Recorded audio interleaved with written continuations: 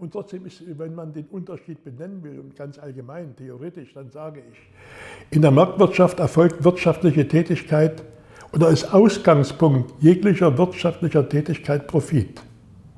Das ist auch ganz normal. Das steht ja auch in den Lehrbüchern zur Volkswirtschaft und Betriebswirtschaft.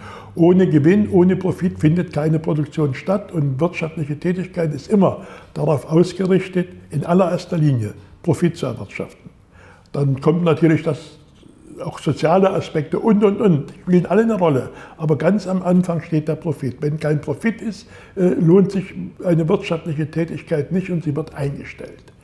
In der Planwirtschaft ist der Ausgangspunkt der wirtschaftlichen Tätigkeit nicht der Profit, sondern ist der Ausgangspunkt der wirtschaftlichen Tätigkeit sind die Bedürfnisse der Gesellschaft. So schwierig die auch zu definieren sind. Aber es ist nie Ausgangspunkt Profit. Wobei aber natürlich Gewinn, in Klammern Profit, auch in der sozialistischen Wirtschaft eine große Rolle spielt und vielleicht eine größere hätte sogar spielen müssen, als er gespielt hat, was nämlich die Effizienz dann anbetrifft, als Maßstab der Effizienz.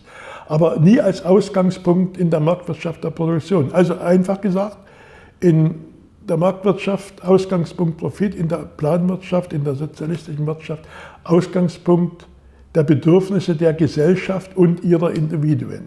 Das würde ich als genereller Unterschied sagen. Ist ein bisschen theoretisch, aber man kann es schon irgendwie, denke ich, praktisch auch nachverfolgen und nachweisen. Also ich sage mal, die Bedürfnisse der Gesellschaft sind der Ausgangspunkt, aber die müssen ja irgendwie formuliert und irgendwie fixiert sein. Und die waren auch formuliert und fixiert. Es gab eine Menge Gesellschaftsprognosen. Ich nenne zum Beispiel die Direktiven zur Ausarbeitung der 5-Jahr-Pläne. In diesen Direktiven war die Richtung angegeben, wie entwickelt sich der Lebensstandard der Bürger, was muss die Wirtschaft dazu leisten und was kann die Wirtschaft leisten, wie kann die Wirtschaft auf den Lebensstandard der Menschen maximal einwirken und natürlich als gesellschaftliches Bedürfnis, darf man nicht vergessen, natürlich auch die Bedürfnisse Erhaltung des Friedens, Sicherung des Gleichgewichts im Kalten Krieg. Das waren natürlich auch Bedürfnisse der Gesellschaft, die die Produktion mit beeinflusst haben. So, und dann gibt es also diese allgemeinen Ausgangspunkte. Es gibt also zum Beispiel den Regierungsbeschluss zur Direktive des 5-Jahr-Planes. Da ist festgelegt oder als Direktive, nicht als verbindliche, endgültig verbindliche Zielstellung. Da ist dann festgelegt, der Lebensstand hat sich in die und die Richtung zu entwickeln, 4 bis 5% Wachstum.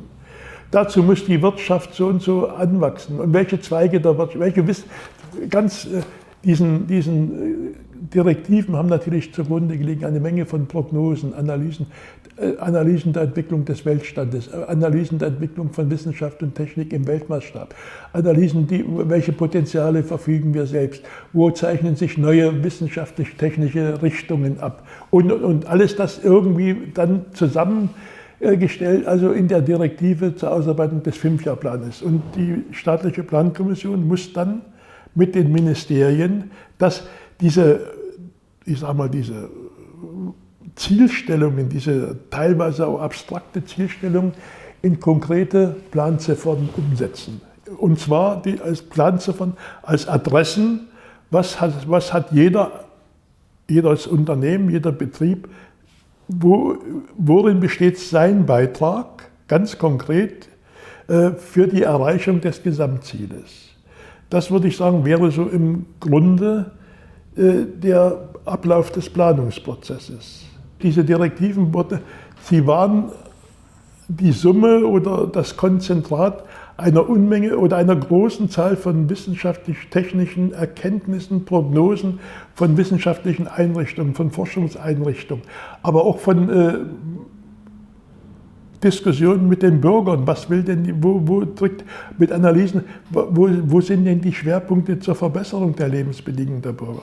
Zum Beispiel, immer hatten wir dieses Wohnungsproblem. Da wussten wir genau, also wir müssen maximal Wohnungen bauen, weil klar war, Das konnte man sehen, aber dort die Leute hat bewegt eben ihre Wohnverhältnisse. Junge Leute heirateten und mussten bei den Eltern wohnen.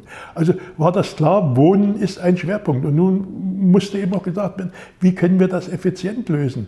Mit einem Stein, einem Kalk wird es nicht möglich sein. Welche Entwicklung gibt es international? Was müssen wir national dazu beitragen? Und da kamen eben zum Beispiel dann die Plattenwerke, dass man eben die Wohnung nicht mehr mauert auf der Baustelle, sondern dass man sie industriell fertigt in der Fabrik. Und so, ich sage mal, Gebiet für Gebiet durchgegangen.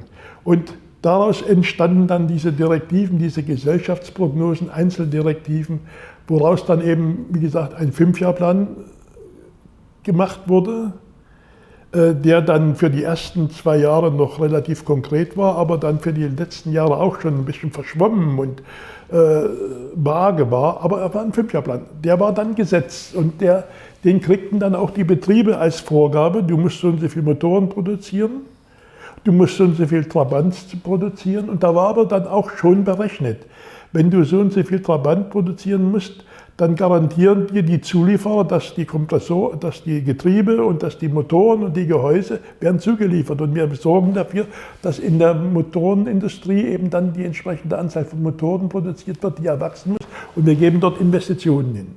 Und so konnte man volkswirtschaftlichen Bereich für Bereich durcharbeiten. Ganz extrem hat da noch hineingewirkt, habe ich noch nicht erwähnt, die Möglichkeiten des Verkaufs von Erzeugnissen im Westen, in den Westmärkten, denn das waren an sich die Voraussetzungen.